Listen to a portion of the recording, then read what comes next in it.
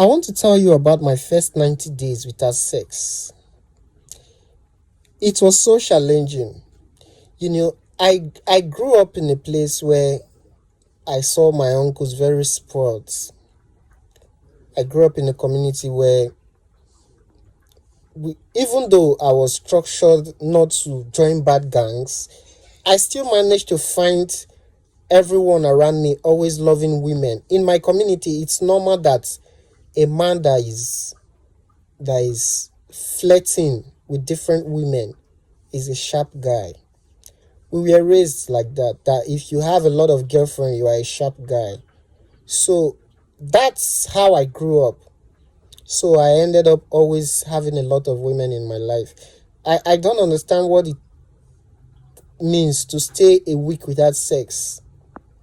It was a norm. And then you see doctors prescribing how many times you need to have sex in a month and all of that.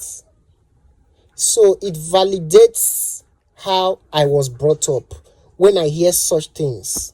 Do you understand? But then all these things are not true. They are not true.